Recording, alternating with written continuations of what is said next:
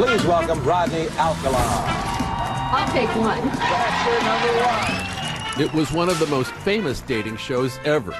Looking back, it is chilling to realize that this iconic show would unknowingly feature a remorseless killer.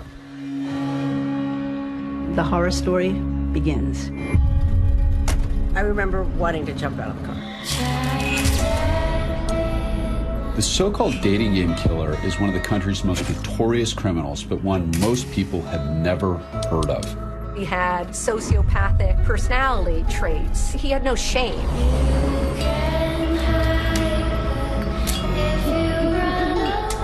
He walks up and down the streets and asks people if he could take their picture. What better place to be a sexual predator than to go to a feeding frenzy like New York? She's been strangled with nylon stockings. It's the talk of the town. Rodney Alcala has murdered at least 5 women. The FBI put Rodney Alcala on the 10 most wanted list. Oh my God, will Alcala get away with it? The body count is piling up. He goes on the hunt for more victims, and there's absolutely nothing to stop him. And 5, 4, 3, 2, 1.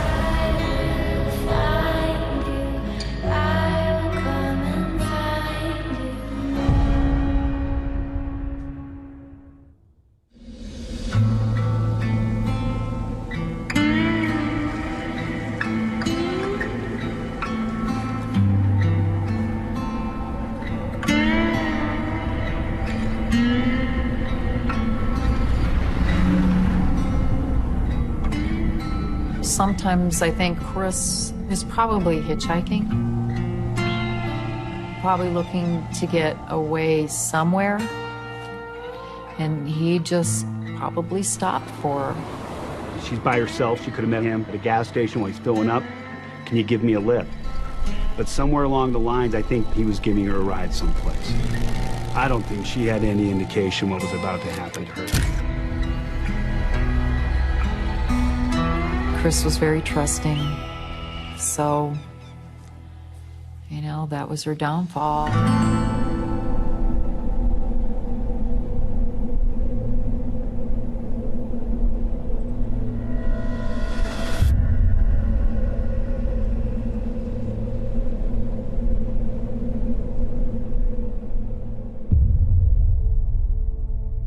My sister Christine was born Christine Ruth Thornton, but we always called her Chris. She was 11 years older than me. Chris was tall. She was 5'10", dark hair, dark eyes, just, you know, a beautiful person inside and out. In the summer of '77, Chris was just 27 years old. Chris was in San Antonio. She was pregnant at the time. Christine was a free spirit. She kind of went where the wind blew her. She met up with her boyfriend and, you know, had this crazy idea of going to Montana to pan for gold. And my understanding is that they were in southwest Wyoming and had an argument ensued between the two of them, and he left her pregnant and alone, and I believe that's the last time anybody had ever seen her. In the summer of '78, I decided to go down to San Antonio and do some investigating of my own. I actually tried to find her boyfriend, but did not have a good address for him. The San Antonio police refused to take a missing persons report on Chris because she was an adult. I believe throughout all the years that Christine was missing, I think Kathy was always looking for a way to open up that door of where she is. In '82, this herder out in the middle of nowhere comes across a pile of bones, obviously human remains. What they found was it was a body of a 25 to 35-year-old female. Along with her bones were also bones of an infant. There wasn't any identification, and so we remained cold for many years. And investigators never imagined that those bones would lead them to a notorious serial killer a man I would later be called upon to prosecute. And this photograph, discovered by police, would lead a heartbroken family to their loved one, missing for almost 40 years. Her smile shared by a tragic list of young women and girls who trusted a charming stranger, only to discover a dark secret that began back in the fall of 1968. So 68 was tumultuous. It was sort of flower power, free living. It was quite a era and quite a year. Martin Luther King, Robert F. Kennedy had been assassinated. Andy Warhol was shot that year. And there have been urban uprisings throughout the 60s. Being a police officer in Los Angeles or anywhere in the country for that matter at that time, everything was anti-war, anti-establishment. And it's commented on by some of the leading vocalists of the day. You had Barry McGuire in 1965 doing Eve of Destruction. Eastern world, it is exploding. You had Bob Dylan, of course, doing A Hard Rain's Gonna Fall. Hard rain's gonna fall. So what we're seeing is the influence of the new freedoms represented by the counterculture be appropriated by mainstream culture. And that includes daytime television. That even includes game shows like The Dating Game. The Dating Game began with Chuck Barris back in, I believe it was 1965. He had dealings with ABC, and he just came up with the idea, and he pitched it to a couple of people. It caught on right away. The premise was the female asking questions of three bachelors who sat on the other side of a partition. She wasn't able to see them, of course, and she picked one for a date, and then she met the guy that she had picked, and they were awarded a date. Looking back, it is chilling to realize that this iconic show, celebrating love and romance, would unknowingly feature a remorseless killer. And from the mid-60s onward, Southern California is a mecca for anyone looking to reinvent him or herself and have a fantastic time. They're all partying at some of the hotels on the Strip, like the Chateau Marmont. Tali Shapiro was an 8-year-old little girl who lived at Chateau Marmont, which is a famous hotel in California. Her father was a music industry executive. She had a mother and a sister and a brother. And they were living there because their house had gone on fire, and they were staying there temporarily. And a car pulls up alongside of her. And it's this man who says, "Oh, it's okay, I'm not a stranger. I know your parents. I'm friends with your parents." And she thought, well, maybe I'll get in the car. Well, fortunately, a good citizen looks at this and says, I don't like the looks of this.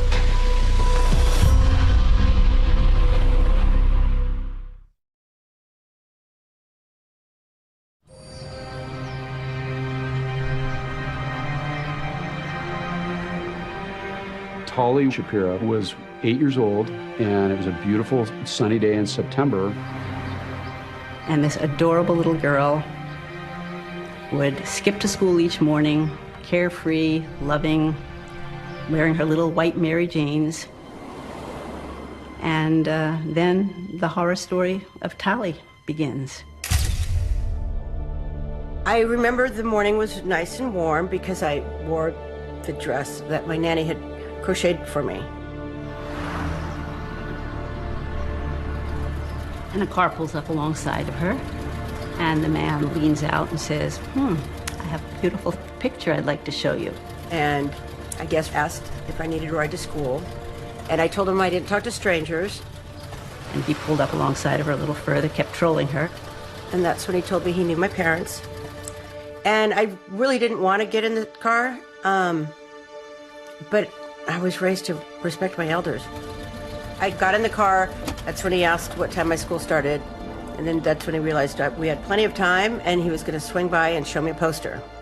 You know, I didn't know to fear people. Well, fortunately, a good citizen looks at this and says, I don't like the looks of this. And he actually follows him to his apartment. The moment I felt danger was when he wanted to go by his place.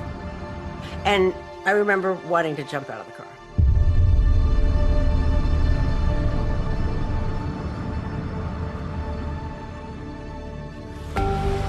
So the Good Samaritan, he actually followed the car to a residence where the man took the little girl out of the car and walked her inside, and that didn't look right. And he calls the police. He says, you know, this is real hinky looking. I don't like it. There's this little girl. You know, I think you ought to check it out.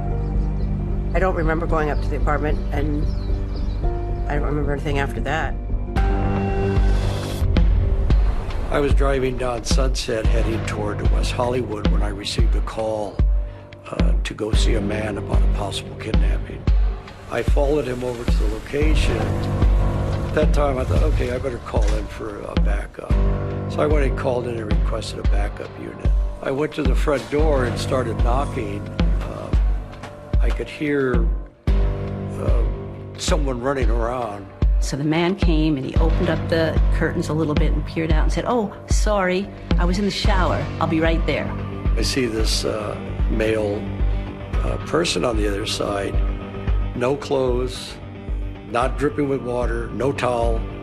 And I said, "Oh, okay, you need to open the door right now. I need to come in." And he said, wait, let me put my pants on. And I said, "Okay, you got 3 seconds." I probably waited 5 seconds and I kicked the door in. To the right was a dining room, to the left was a living room, and straight ahead was a kitchen. And here was this little girl, blood all over the place, clothes, shoes, and a dress thrown to one side. There was coins on the floor, and she had this steel bar across her neck, which probably weighed 2 pounds. And there's an image that I will never forget. It's an image of this pipe used to strangle her with, essentially. Press it against her throat, and more blood than should ever be able to come out of a little 8-year-old girl next to these Mary Jane shoes on the floor of this kitchen. I looked at her, I thought she was dead, she wasn't breathing. The other officers came around, we were looking for the suspect. I went back to check on Telly, and I just couldn't leave her there like that.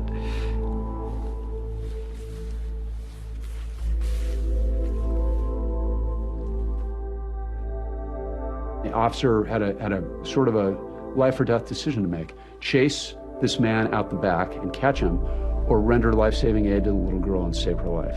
And he chose the little girl. And as I went back in the kitchen, she started gagging, Telly. So then that put everything into high gear.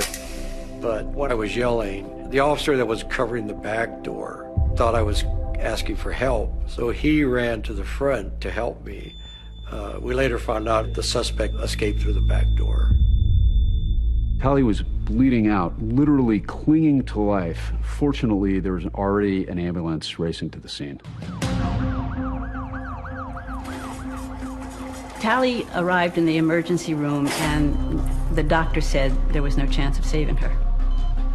And after she had been taken by the ambulance, they started looking around the apartment to see if there were any clues as to who the person was. I found his ID. We determined he was a student at UCLA in the photography department. And the name of the man who attended UCLA was Rodney Alcala.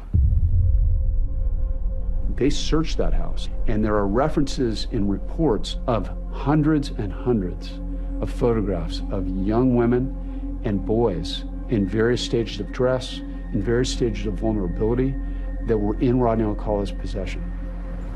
We had to find this Rodney Alcala. We had to get him off the street, because if he would do that to a little 8-year-old girl, there's no telling what he would do. You know, it was just by, sheer luck that Tally didn't die.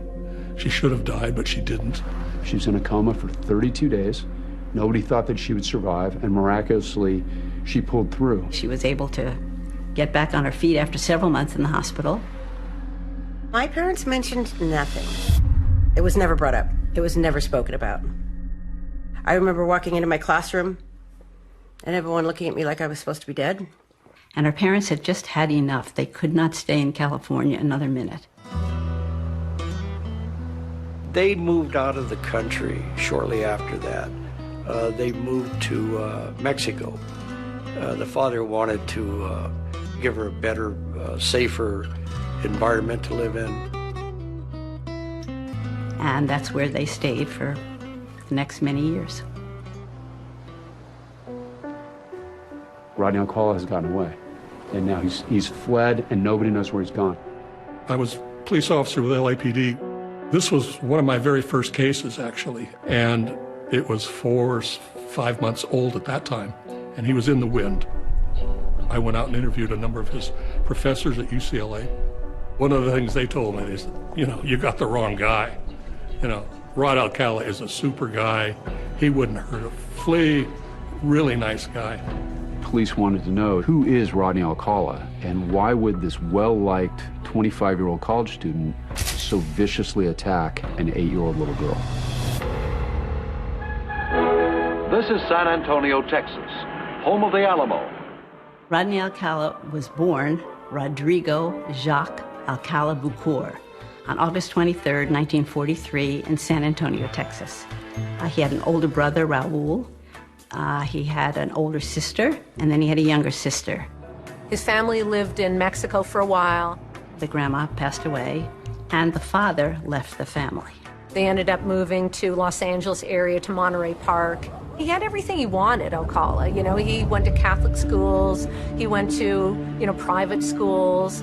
Everyone who knew him said he was a kind boy, a respectful boy, and highly intelligent. Rodney Alcala had every advantage that somebody could have in life. He had a mother who loved him, which is a big deal psychologically. He had friends. He had brothers and sisters who all turned out to be very successful. His older brother was already at West Point, so this is a pretty, patriotic family. And then he joined the Army in the early 60s, and that's where the trouble really began for Rodney Alcala. So Alcala didn't fare well in the Army. He went AWOL a few times, got in some trouble. As it turns out, this bright, handsome young man with the promising future had nightmarish urges that he refused to ignore. So 1963, he gets a pass from the military. He ultimately goes to New York. While in New York, he assaults a girl. He hits her over the head with a Coke bottle. That girl was able to run away. He had sociopathic personality traits. He had no shame, and he didn't, feel guilty about anything that he did. The military felt that he had had a nervous breakdown. That was their analysis of it. The psychiatrists at the hospital felt it was a lot more serious than that. But he was discharged honorably, and not a blemish on his record.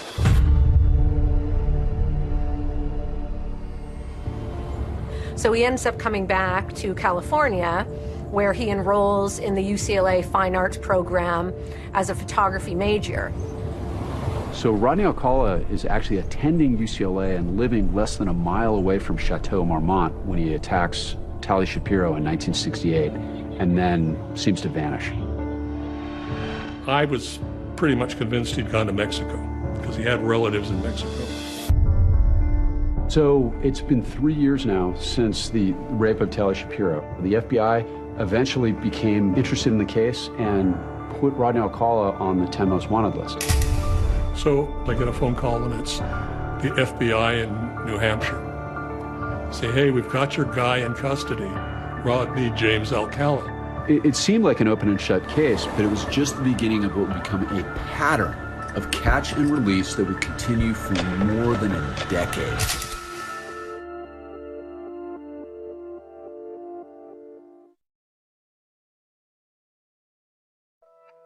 While the FBI is on the hunt for Rodney Alcala, he's actually living on the East Coast under an assumed name, John Berger. So in 1968, John Berger walks into NYU and applies to their School of the Arts. So there he was in New York, a fugitive, now for 3 years. What better place to be a sexual predator than go to a feeding frenzy like New York? So New York in the early 70s is certainly, from the civic standpoint, rather challenged. It's Mayor Lindsay's second term. He's having a hard time delivering services to people. Snow removal, garbage, police feel like they're under siege. Crime is certainly up, violent crime. And it's during this crime wave in New York City that Alcala is able to fly under the radar, and he strikes again. Cornelia Crilly grew up in Queens. She had 2 sisters and 2 brothers, Catholic family, very well respected in the neighborhood. They had a very happy childhood. She was beautiful. She had long, beautiful Irish hair and Irish eyes, big smile, very friendly and funny. A few years after high school, Cornelia met Dream Man, Leon Borstein, and they began dating. I was 29 or 30. She was probably 23 at the time. She wanted to become a TWA stewardess. At that time, they were known as ambassadors to the world and had a lot of prestige. And once she was accepted, she got an apartment with a couple of her stewardess friends on East 83rd Street. In fact, in the east side of Manhattan, an area becomes known as the Girl Belt because for the first time, young women are living on their own and experiencing their careers as they never had in the past. I had gotten a job in a Brooklyn DA's office. So in the middle of the day, I got a call from her mother saying she couldn't find her. I said, okay, when I leave, I'll go find her. I'm sure she's at the apartment. Mrs. Crilly was trying to get in touch with her daughter, and she didn't answer the phone. She was living in a building where I could go into the building without a key. I knocked on the door, and there was no response. That's when I called the cops. And they came over. I was at the front door when they broke into the back window. They opened the door. They told me that she had been killed. She was down on the floor of her New York apartment. She had been strangled with nylon stockings and also had bite marks on her breast. She'd been raped and brutally murdered. We got a call from the police department that somebody still had to identify the body. So I went over to the morgue. The Crilly case is very unique because she just moved in the apartment. She's a new girl. No one knew her. So that was a drawback for the detectives in the beginning. New York PD has this brutal crime scene and no suspects. We had almost 2,000 murders that year. It wasn't peace, love, and joy. Detectives had a lot of dead ends with this case. They had nothing, unfortunately, and the case went cold. Well, still enrolled as a student at NYU, Rodney Alcala, a.k.a. John Berger, actually spent his summers as a counselor at an arts camp in New Hampshire. So in August of 1971, 2 campers take the little dirt road down to the post office, and all of a sudden it starts pouring. They run inside the post office to get cover, and they start looking around to see what is in the post office. And there's the good old FBI 10 Most Wanted list. They go from one to the next to the next. Each one looks more horrible than the preceding one. Look at this, and they're like, hey, that's Mr. Berger. So they go back to the camp and they tell the head counselor, we saw this 10 Most Wanted poster of somebody who looks like our John Berger. So he said, don't say anything to anyone and I'll go down to the post office and take a look.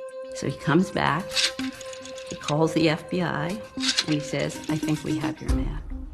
I get a phone call and it's the FBI in New Hampshire. Say, hey, we've got your guy in custody, Rodney James Alcala. I said, you've got him in custody. Fantastic. This has been 3 years that Alcala has been on the lam and that Hodel has been looking for him. So on the 12th of August, 1971, I, with a partner, picked him up, took him to the airport, flew him back. We got our guy. You know, he's going to prison for at least 20, 30 years. Parents didn't want Tally to testify.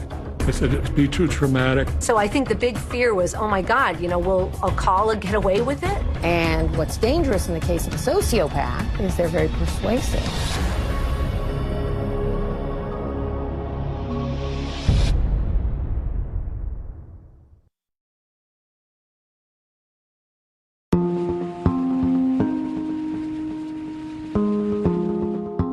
In 1971, Rodney Alcala is arrested in New Hampshire and brought back to L.A. to finally face charges for the rape and attempted murder of Tally Shapiro. He was very low-key, kind of came off a bit introverted, but I could see his mind functioning. And that's what made this guy so dangerous. He was able to read people very well and stay a step or two or three ahead of them. For him, it was all a kind of a chess game. Rodney Alcala is charged with all the crimes against Tally Shapiro, which included kidnapping, rape, child molestation, and torture. It turns out that because Tally and her family were in Mexico, the only charge they could put on him was a plea deal for child molestation. No brutality, no bashing, no raping, no almost killing. And they wound up giving Rodney Alcala a plea deal where he pled to what's known as an indeterminate sentence. He had 1 year to life in California State Prison. With an indeterminate sentence, it's sliding, it's not determined. And then the parole board has more flexibility in determining whether someone's been rehabilitated or whether they're a danger to the community. This meant that Rodney Alcala would have yearly parole reviews. And what's dangerous in the case of a sociopath is they're very persuasive. And he's getting therapy in prison, and they believe that he has shown enough progress that in 34 months, the California Parole Board released Rodney Alcala back into the world. Not even 3 years. Good behavior, they said. Model prisoner, they said. And he was out on the streets again. The heartbreaking part about this is that they could have kept him, but in those days, that was an era where they believed so strongly in the power of therapy. But when it comes to fixing psychopaths, it doesn't work. So Alcala is the luckiest man in the world. He's out on parole, and he's having the best time. He's photographing people, and he one day decides to take a ride, and he starts trolling again.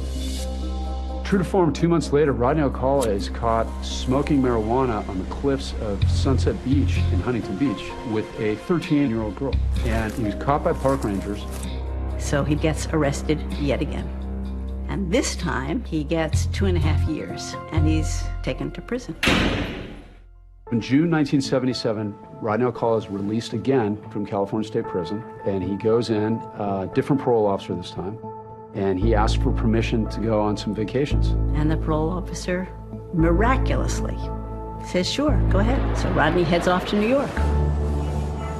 July 1977 in New York was a difficult time for everyone. It was hot, it was steamy, the garbage wasn't being collected. When you used to read the newspaper, Daily News or the Post, the first 20 pages are just violence, violence, violence, every day. There were a lot of murders going on, including Son of Sam. During the time of Son of Sam in 1977, the city was afraid. Look, you had a lunatic running around, shooting men and women in cars. Police in New York are on special alert tonight for a psychopathic killer who calls himself Son of Sam. His favorite targets, young white women with long dark hair. During that time, Alcala is taking a lot of photographs. He walks up and down the streets and asks people if he can take their picture. Young boys, young girls, older women, doesn't matter. He just wants to take photographs. And a young woman says, sure, you can take my photograph. And they start talking and they get along. It's very nice. Her name is Ellen Hover. Ellen was strikingly beautiful. She had long dark hair and long slender arms and legs and carried herself like a dancer. Her father was the owner of Ciro's in Hollywood, a well-known nightclub where Sammy Davis Jr. and Dean Martin and other people appeared. Ellen was very trusting of other people. She came from a Hollywood family, grew up in Beverly Hills, and then Great Neck, and then Manhattan. Ellen loved people. On July 13th and 14th was the famous New York City blackout. This is an ABC News special report. New York City went totally dark last night, and tonight large parts of the city still are without power. It's lawlessness. People loot, crime goes through the roof. You know, people are afraid. There's no refrigeration, no water, no lights on one of the hottest, steamiest nights of the year in New York City. It was a very unsettling, hard time for most people. On July 15th, Ellen Hover goes missing. That evening, friends tried to get in touch with Ellen. Nobody could. The phone rang. It was Ellen's mother, Yvonne Schwartz. Mrs. Schwartz asked me if I had heard from Ellen since the weekend, and I said no. The next thing I knew, I was watching the 11 o'clock news, and there was Ellen's picture, New York heiress missing. And the next day, when the police showed up at her door, they looked inside and they found on her calendar there was an entry that said she was meeting John Berger.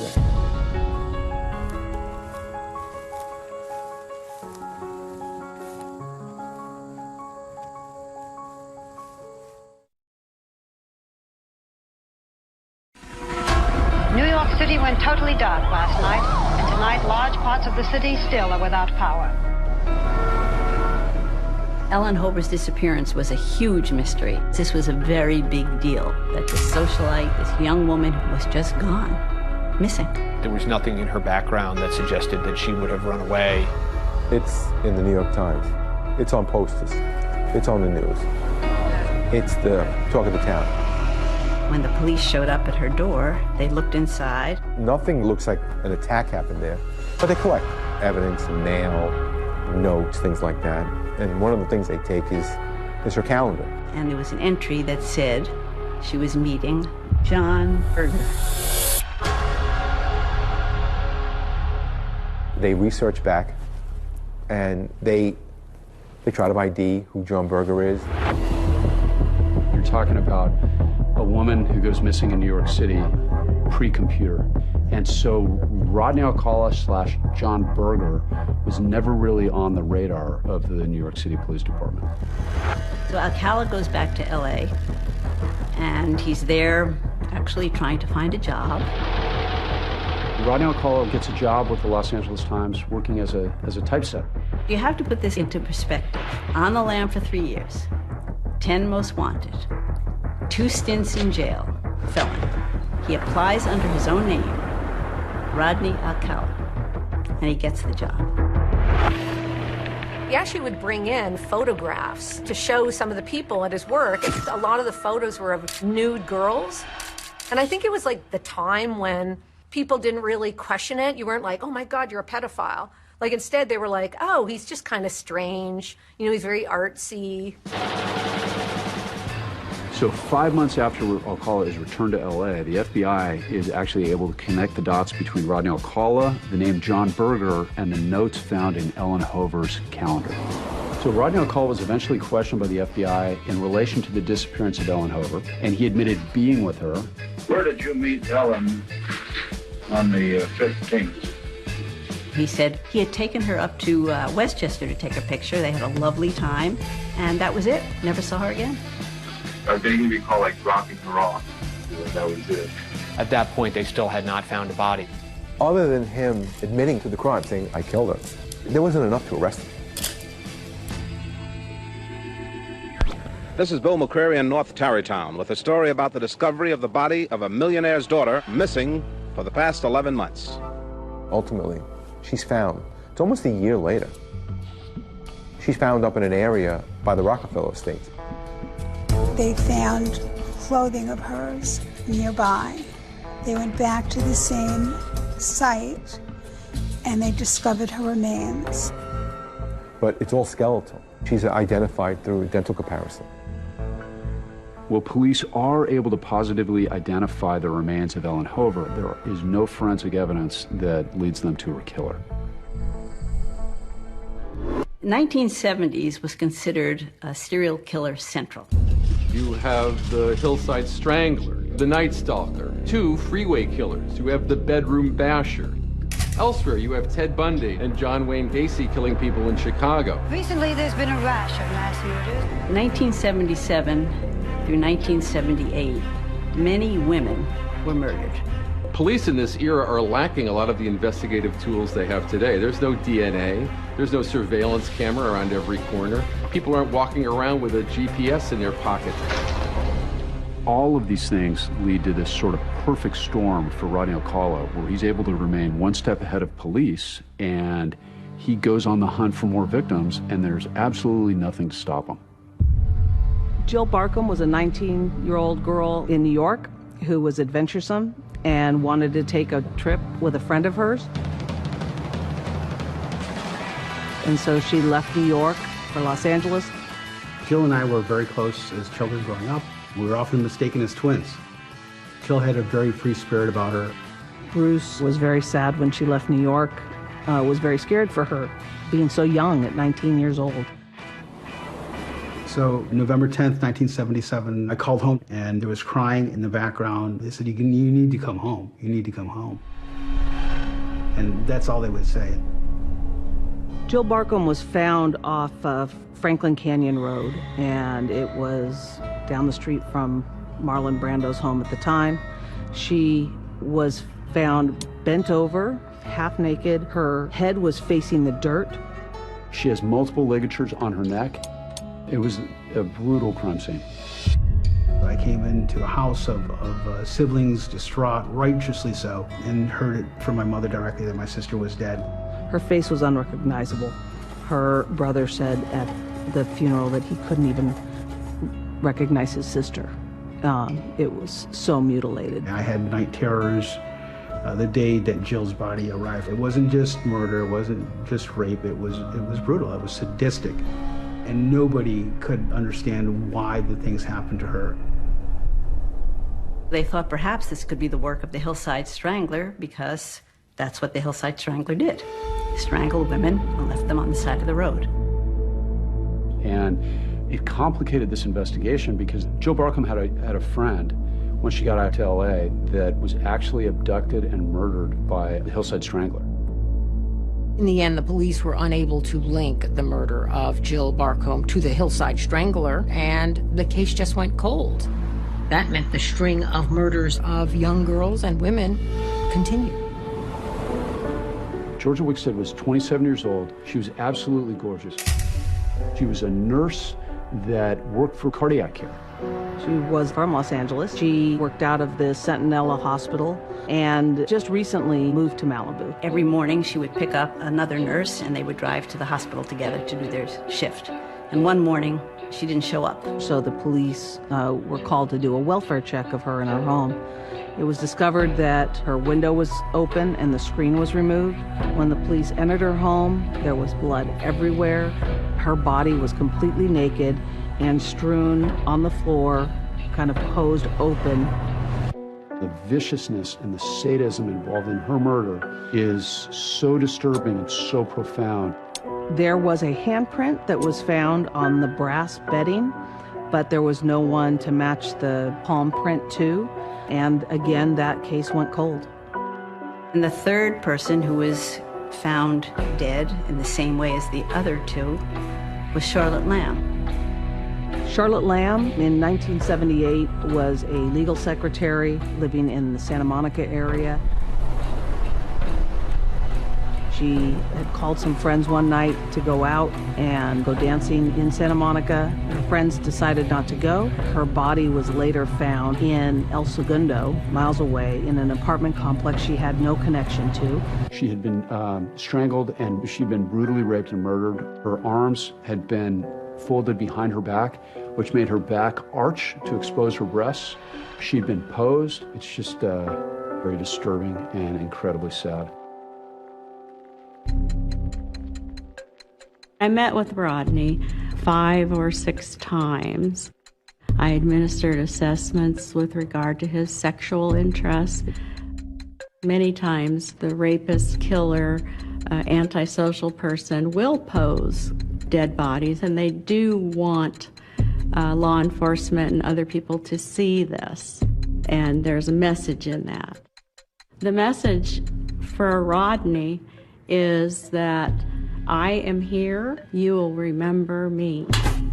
So instead of hiding in the shadows, Rodney Alcala is almost fearless, and he puts himself out there in perhaps the most public way possible. Rodney going on the dating game is a great example of him being predatory, him being confident, narcissistic, and of course he wouldn't go on unless he would win. And 5, 4, 3. He always wins. Factor number 1 is a successful photographer. He might find him skydiving or motorcycling. Please welcome Rodney Alcala.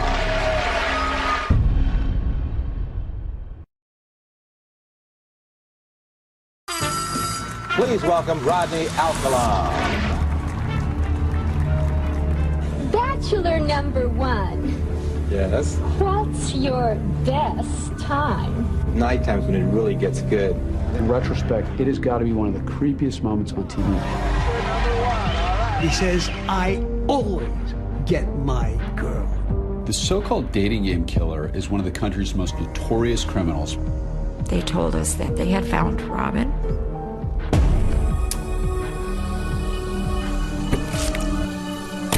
It was devastating. There's nothing that hurts like that. Nothing. Her plan was to shoot Alcala. She wanted to avenge her daughter. He was a sadistic killer who deserved death. Model prisoner, they said, and he was out on the streets again. A pattern of catch and release that would continue for more than a decade. All these pictures that the police had from a serial killer. His victims are still out there.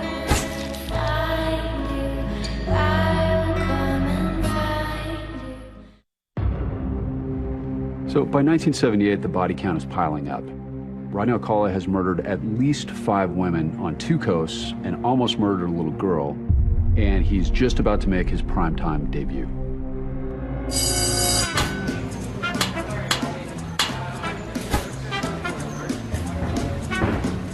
In the 70s, I was the executive producer and Ellen was the contestant coordinator.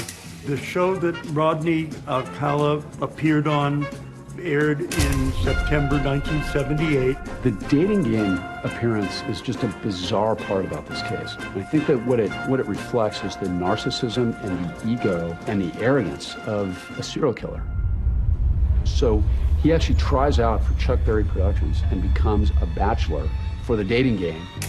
He was very striking. I don't know, there was a boldness about him, and he had long black hair. He was just a striking looking person. In terms of putting him on as a contestant, I think on the form I wrote NW, which was my symbol for no way, no darn way, is this guy gonna be on the show? Because I noticed that he had a very strange personality. It's like, are you kidding? He's so attractive. Everyone's gonna love him. All the women are gonna love him. And I said, all right, we'll put him on a show, but we've got to surround him with 2 guys that have personalities and that are respectable and decent and fun. My name is Jed Mills. When I got the job on the dating game, they said, you're going to be bachelor number 2, so you'll be sitting in the center. Bachelor number 1 is a little creepy. Notice that right away. In the green room, he jumps in, he says, I always get my girl. Number 1, would you say hello to Cheryl, please? We're going to have a great time together, Cheryl. Immediately did not like this guy. And here we go. Bachelor number 1. Yes. What's your best time? One of our edicts was to make the show much sexier and much more provocative than the show in the 60s. Everything was sexy in the 70s. So we pushed the envelope. The best time is at night. Night times when it really gets good. The sexual innuendo intrigued the audience. They loved it, and they started clapping. Yeah, they loved this guy. Oddly enough, 42 years later, I still remember Cheryl Bradshaw. She did voices. And she says, suppose I was auditioning you for a private class, and you're a dirty old man. You're a dirty old man. Take it. Come on, over here. In retrospect, it has got to be one of the creepiest moments on TV. The audience is beside themselves. They love this. Cheryl Bradshaw asked about what kind of food he would be if she was going to serve him for dinner. I'm called the banana, and I look really good. Can you be a little more descriptive? Peel me.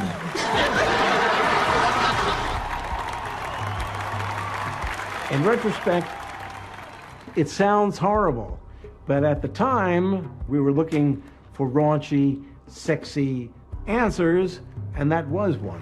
Taken in context now, oh my God.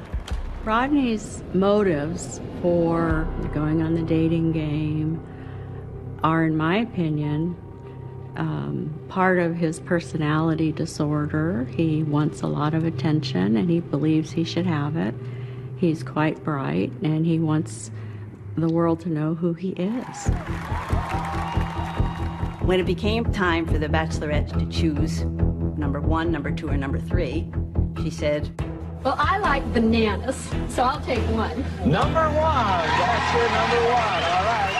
This is your date, Rodney Alcala. Rodney, come on and say hello. She seemed very excited about seeing him. And when he came around, I would say it was a pretty lukewarm togetherness. She called the office the next day and spoke to Ellen. She said, Ellen, I can't go out with this guy. There's weird vibes that are coming off of him. He's very strange. I'm not comfortable. Is that going to be a problem? And of course I said no. I would be very interested in knowing what happened in the days after when the person who chose him would not date him.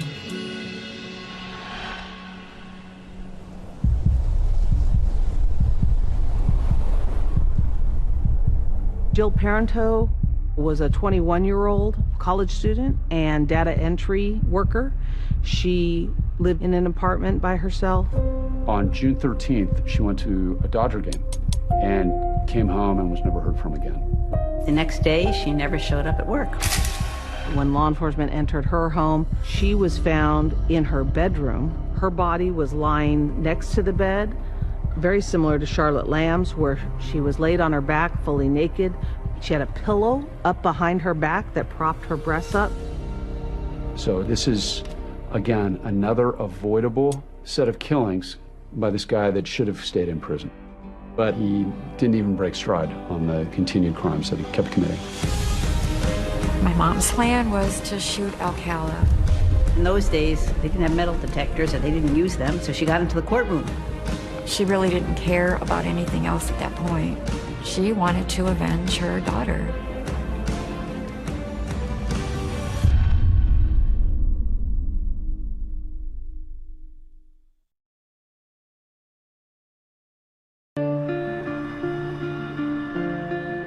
In 1979, Rodney was living at his mother's house, where he had a separate entrance, and perhaps he lived there because he didn't have to pay any rent. He had taken a lot of nude photos, and he would send these photos to New York and get paid for them. They would go into pornography magazines. That's what he did. Not only was Rodney on the lam for 3 years, 10 most wanted, 34 months in prison for tally, 2.5 years in prison for a felony of giving drugs to a minor.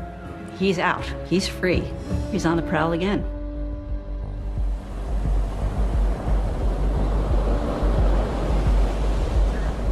On June 20th, 1979, Rodney Alcala leaves his mother's house and drives to Huntington Beach. And he starts in a place called Sunset Beach, which is a little bit north on Pacific Coast Highway, and he runs into a 17-year-old girl on roller skates named Lori Wirtz.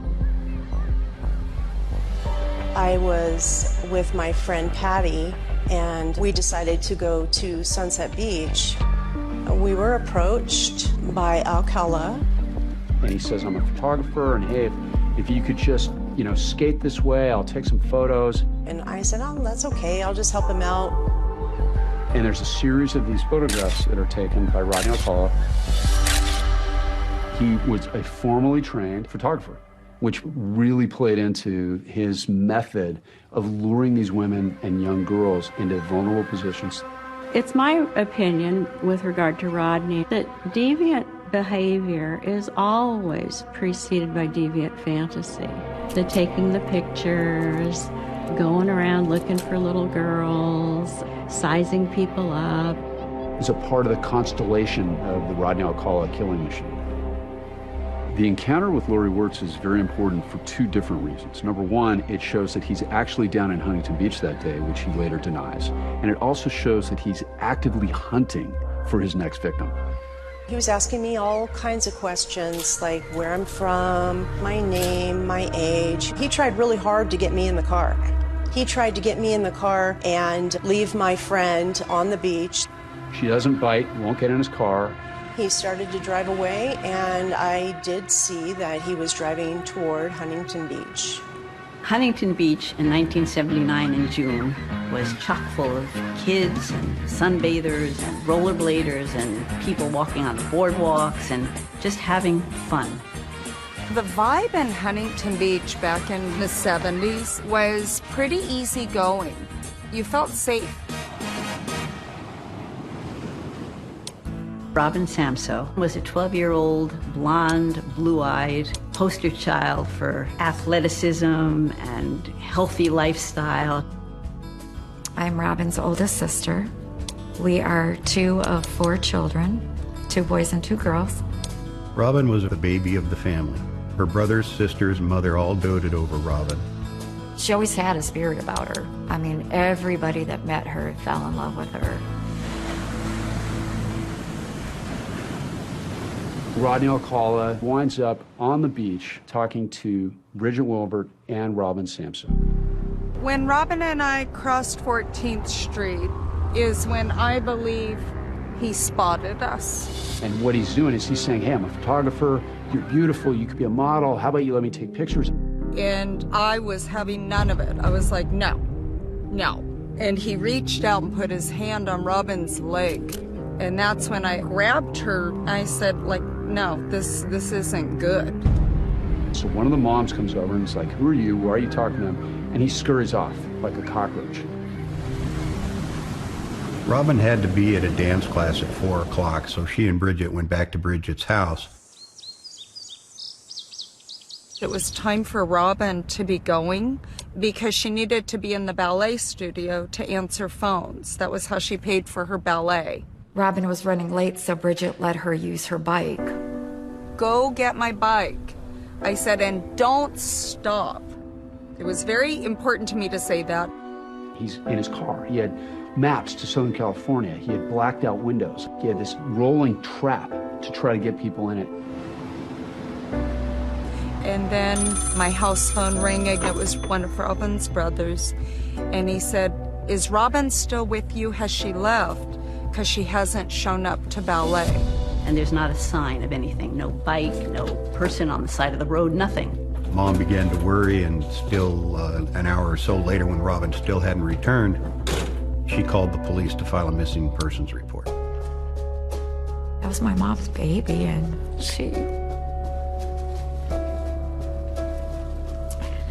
my mom cried every day.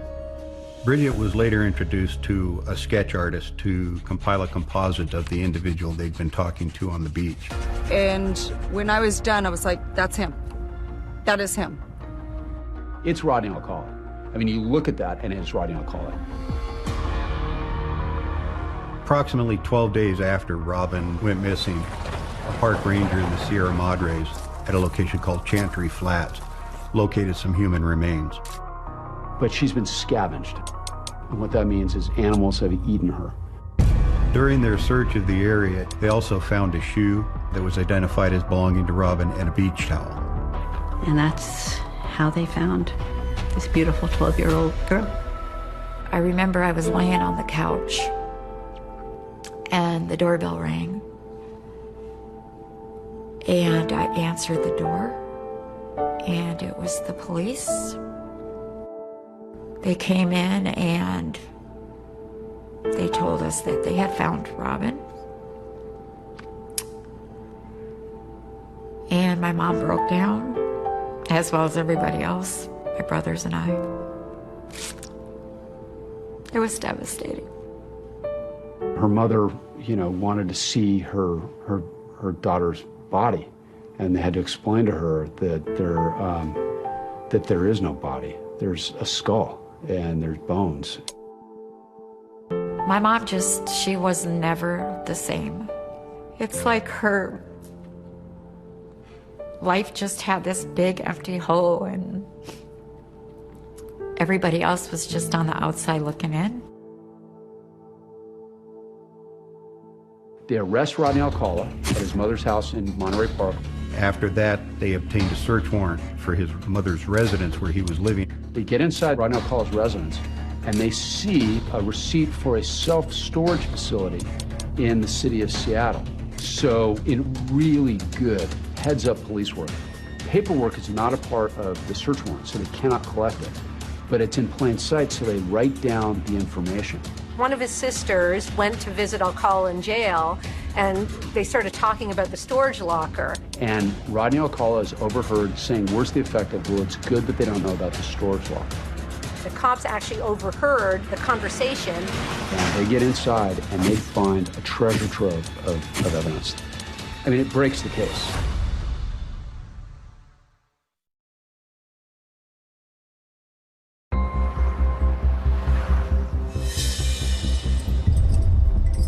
They arrest Rodney Alcala, they bring him to Huntington Beach, and they interview him. Can you show Robin?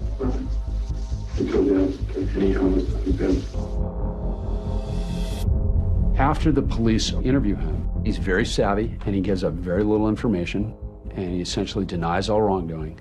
They get up to this storage locker in the city of Seattle.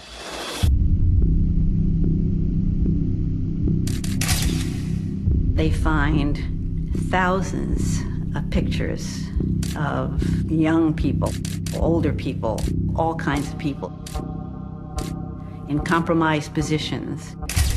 They also find various forms of jewelry, a bunch of different earrings and little keepsakes. Those are trophies. For Rodney, it's his vehicle for power and control. That's why he keeps things. I remember them asking my mom to the police department to come and identify some things that they found at a locker in Washington. 2 of the earrings found were gold ball earrings. Robin was described as wearing those earrings on the day that she disappeared. In 1980, Rodney Alcala was tried for the murder of Robin Samso. One of the stories that Marianne Connolly, Robin's mom, told was that during the 1980 case, she actually showed up with a gun. Her plan was to shoot Alcala. She really didn't care about anything else at that point. She wanted to avenge her daughter. In those days, they didn't have metal detectors, or they didn't use them, so she got into the courtroom. I remember she was very calm. She just kept saying, everything's gonna be okay. Everything's gonna be okay. The trial began, and she had her hand on her purse, and she was ready to kill the man who had murdered her daughter.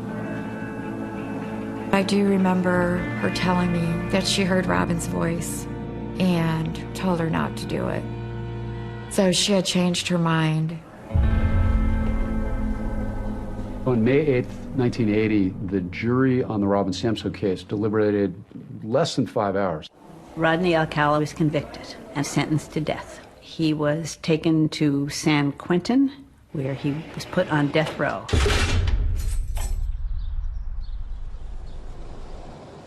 Several years later, an appeal came up.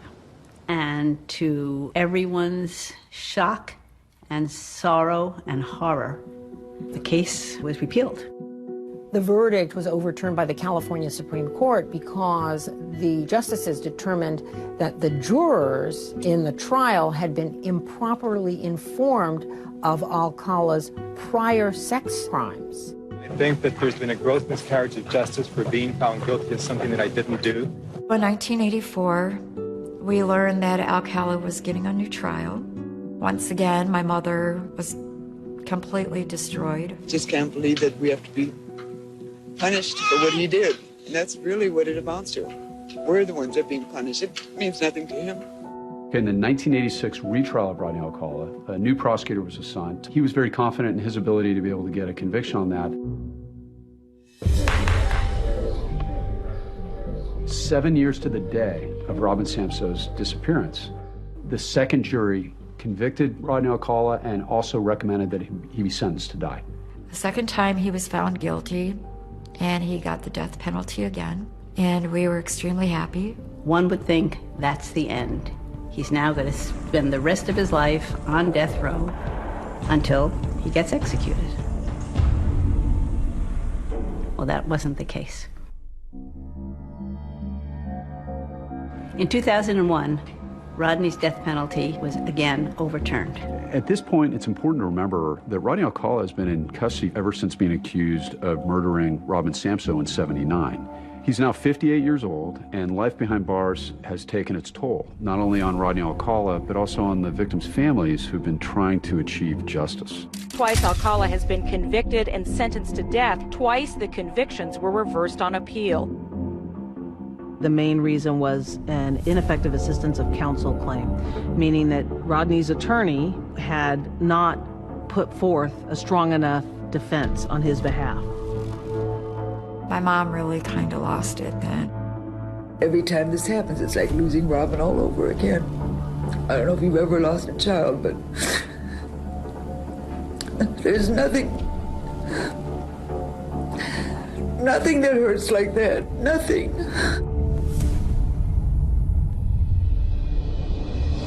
Amazingly, at this point, Rodney Alcala has escaped the death penalty 2 times, and now these victims and these families are going to be turning to me and my team to ensure that he's punished for this once and for all.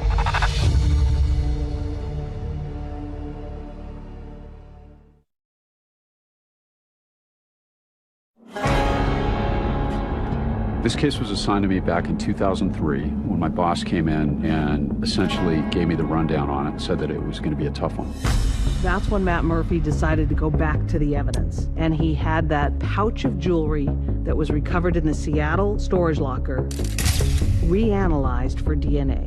Which meant that Rodney's DNA could be put up against the DNA that had been taken decades earlier from the people whom we all believed he had murdered. The DNA matched Charlotte Lamb, Jill Parenteau, Georgia Wickstead, and Jill Barkham. At that point, Rodney Alcala is clearly now known as a serial killer. When you get a case like this, the first thing you do is you meet with the family members, and it really drives you. And they say you see the reflection of your victim in the eyes of the people who love them. I forget a lot of things, except the most important thing I can't forget, and that's her and how she died. I was the same exact age as Robin Samsoe. We were both 12 years old in 1979, and you connect with your victim. Matt Murphy was a young, talented, brilliant prosecutor, and the Alcala case would be his 107th homicide. And now we're going to be in one of my courts in front of one of my judges, and I was going to do everything I could to make sure that he faced justice for what he did. The third death penalty trial was set for 2010. Matt Murphy and I ended up being co-counsel on the case once we brought our LA cases down to Orange County. So we had all these really good professionals that came together. I came to know Rodney Alcala by being on the Orange County panel of expert witnesses. I met with Rodney. We met a total of 18 hours over a number of days. And this third time around, 66-year-old Rodney Alcala decides he'll represent himself. He is a narcissist. He has a genius IQ measured by some.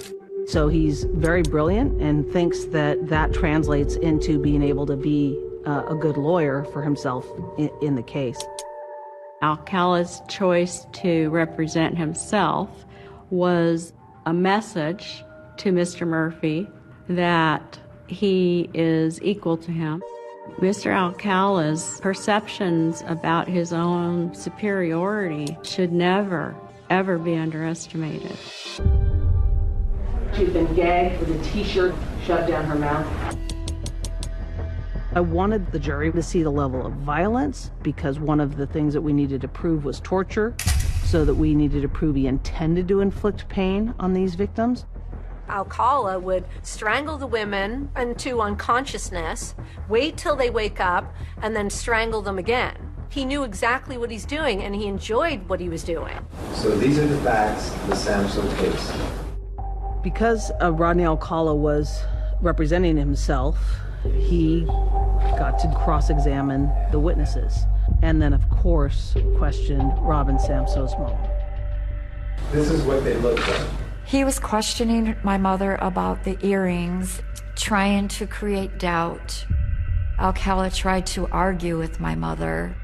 All the jury sees is the man who murdered this poor woman's daughter cross-examining her. It was so hard watching her that I think the three of us just sat there and sobbed.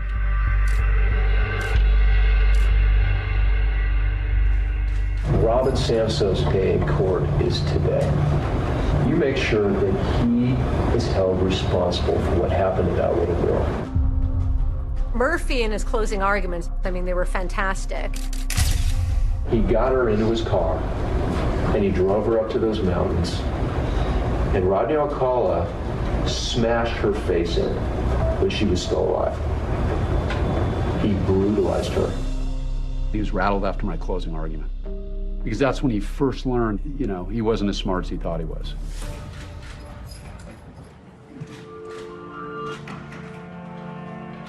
The day the verdict was read, the courtroom was very still and very quiet. We, the jury, further find and affix the degree thereof, murder in the first degree. The verdict was guilty on all charges, across the board, all 5 murders.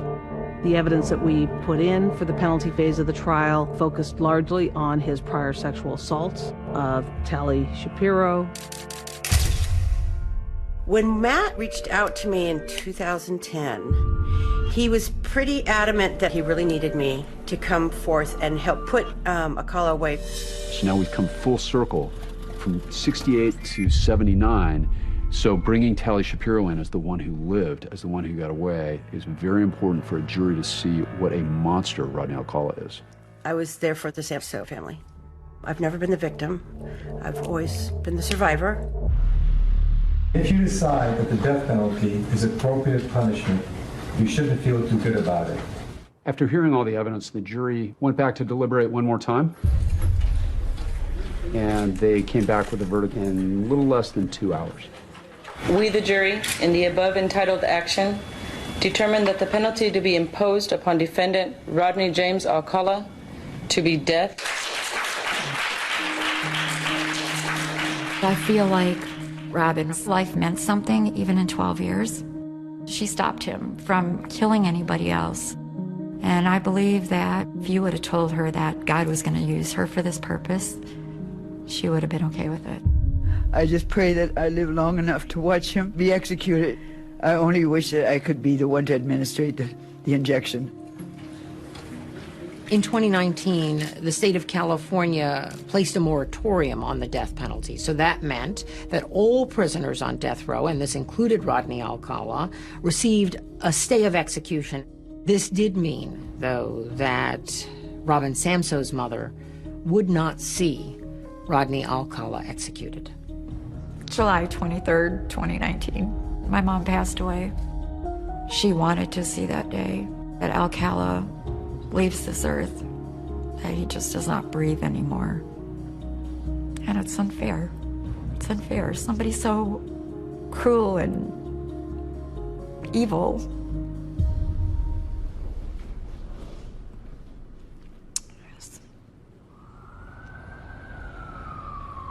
Cold case investigators tonight saying they have solved 2 of New York City's most notorious murders. New York had been investigating cases involving Rodney Alcala, a murder in 1971 and a murder in 1977. Although Alcala is already on death row in California, he will be extradited here to go on trial for killing the 2 New York women. They decided to charge Rodney with the 2 New York murders. He conceded that he did kill the 2 women in question. I was surprised that he pled guilty. I think ultimately he knew he was going to be convicted. Mr. Alcala got 25 years to life, which is the highest sentence under the law. After the trial, the Huntington Beach Police Department released hundreds of the photos that they found in that Seattle locker to the general public. Police don't know if any of the people in these pictures were victims of Alcala, but hope the public might be able to help identify them.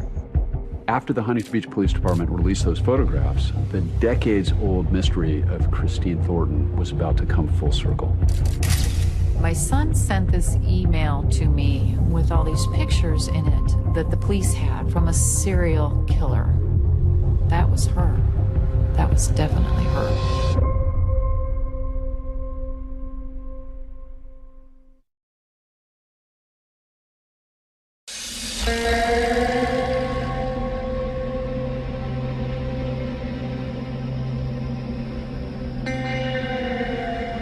I think, having Christine being gone for so long,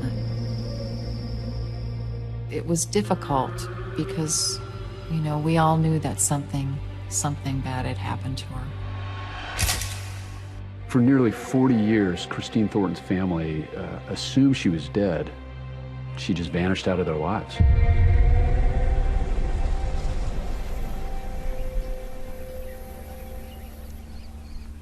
In '82, this herder out in the middle of nowhere comes across a pile of bones, obviously human remains. Several initial deputies responded along with detectives, and what they found was it was a body of a 25 to 35-year-old female. They also found the bones of an unborn child mixed in, largely all intact. The clothing was still there. Even some jewelry were all located. They couldn't determine a cause of death. What they believed was that it was possibly a strangulation because one of the pant legs was tied in a ligature. The detectives at that time they used the skull and sent it off to the crime lab in order to get a reconstruction of what they felt this person looked like. They determined that it was a young female and brunette. They unfortunately weren't able to identify her, and the case went cold.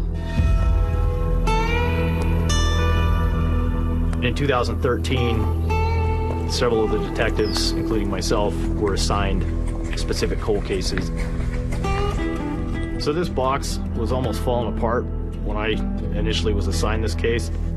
There was still bone fragment and skin tissue saved at the crime lab after all those years.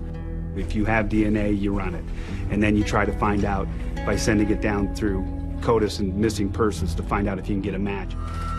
CODIS refers to the Combined DNA Index System. It was created in 1998. DNA is entered into a national database, and this helps the authorities find missing people and also solve crimes. I was basically told it was now a waiting game. I honestly thought I'd be 10, 20 years retired before I'd get a phone call saying that they'd identified her.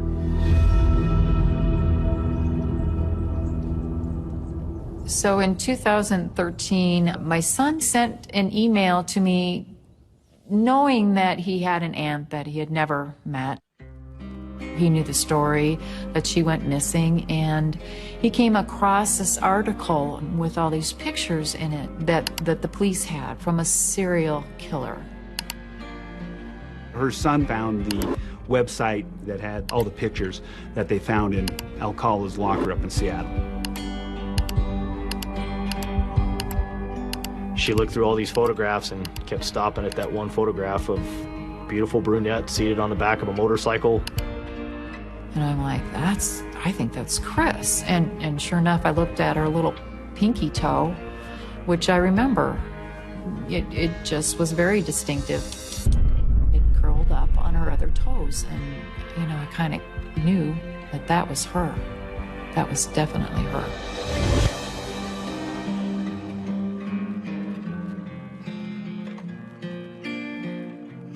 At that point is when she decided to submit her DNA sample as a reference to hopefully identify Christine.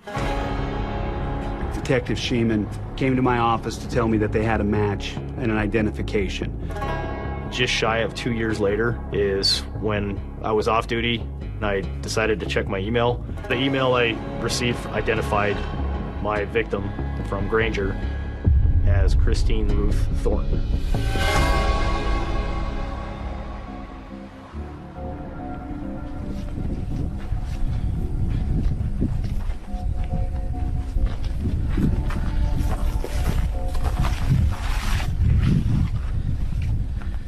So this is the copy of the photo that was found in Rodney Alcala's possession. Trying to match this photo out in the Granger Prairie Seems almost impossible, but we were able to match this photograph up just based off of two different ridges. You can actually hold this picture up and actually show that this is almost the exact area that this photograph potentially was taken back in 1977. And here we are in 2020. It was pretty shocking to find this area and to know what transpired here all those years ago. We spoke to detectives with the Huntington Beach Police Department and put a timeline together. So in July of 1977, with the permission of his parole officer, he's allowed to travel back to New York. And Rodney Alcala wasn't flying. Rodney Alcala was driving. So Rodney Alcala leaves New York, comes back to Los Angeles. And we determined around the time that Christine was killed, he had been traveling across the nation. The motorcycle was actually owned by Rodney Alcala, and they were able to find that motorcycle in his possession.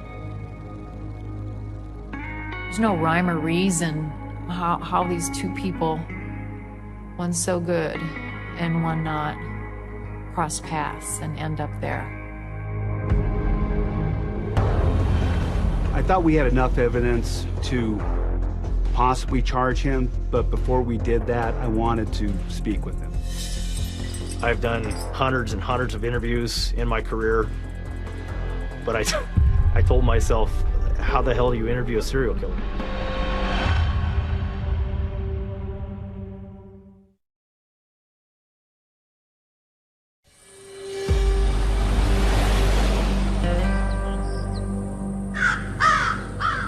It's 2016, 6 years after Rodney Alcala has been convicted for the murders of Robin Samso and the other women. He's 73 years old and his health is failing. He's confined to a bed at Corcoran State Prison, and that's where Wyoming officials come to confront him for the murder of Christine Thornton. As we got in there, it was dingy-colored peach in Alcala's medical cell. It was like something off a horror movie, paint peeling off the walls, flies buzzing around the room. It's something that I'll never forget, seeing him lying in his bed. And I remember looking at him going, this is him. I identified myself, read him his rights, and we started pulling out photographs of the original crime scene. Now he knew why we were there. Does this area look familiar? Part of the area. What do you mean by part of your area? My name is I've been very scary. I couldn't believe it. It's almost like it's his killing field. We also showed Rodney Alcala the picture of Christine seated on the back of his motorcycle, and it gives me chills even today to remember his reaction. Talk to me about the picture. What picture? The picture that you're pointing at. What's on your mind? Talk to me. God, talk to me. Tell me about that girl. He took his finger and he started tracing her body on the photograph. And then he started tapping on the photograph and kept doing that for a couple more minutes. That's a guy who wants to relive it again. It empowers him, right? He would relive that. You could see his eyes moving in his eyelids, almost like he had relived that moment. That entire moment for however long it lasted with Christine out in the desert. Do you know her? Yes or no? Yeah. Do you remember taking this picture? Yes. Okay. Now the question is, Mr. Alcala, how did she end up dead? Did you kill her? Yes or no, sir? When it comes to the big question, he's not going to give it to you. But we got him to admit that he was there. And we got him to admit that he knew Christine. And that's all we needed. So Rodney Alcala was eventually charged with first-degree murder in Sweetwater County, Wyoming. They informed me that he was not able to travel without great expense. And so I made the decision that I was not going to try to bring Alcala back to stand trial in Wyoming. best place for Rodney Alcala is exactly where we left him. Seeing that jail cell and that setup that he's in, he's where he needs to be. It was disappointing that we weren't going to get a conviction on her murder, but the good thing about all of this is that this man has been brought to light as being a serial killer. His victims are still out there.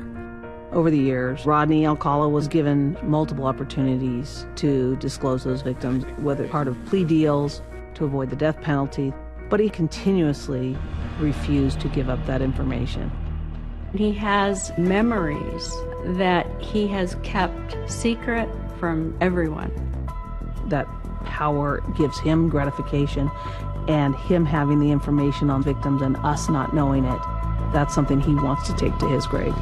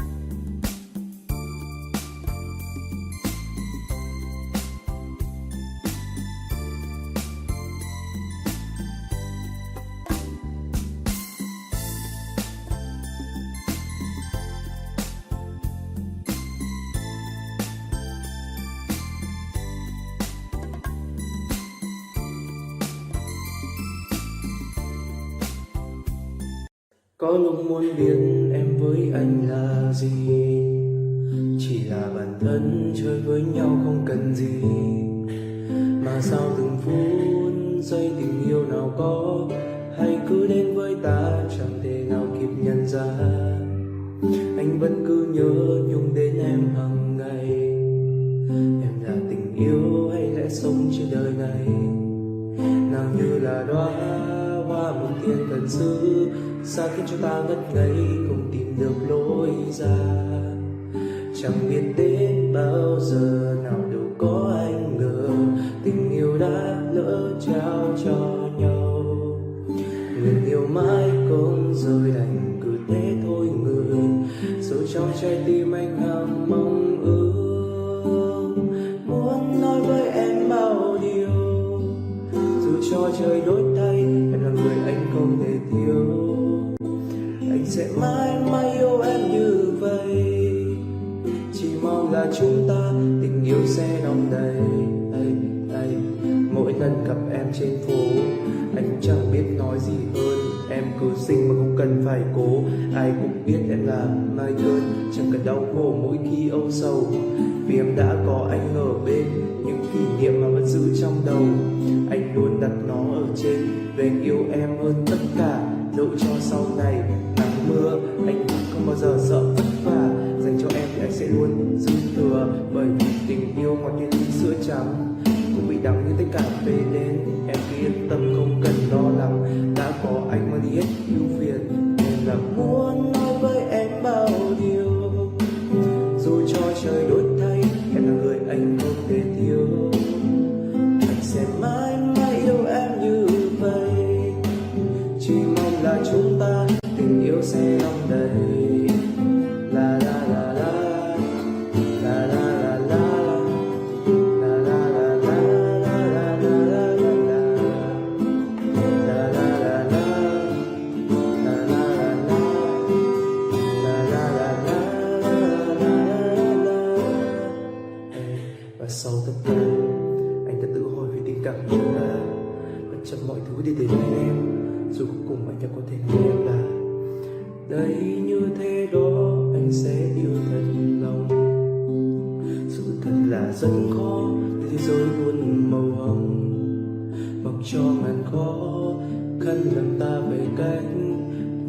vẫn mãi bên chẳng bao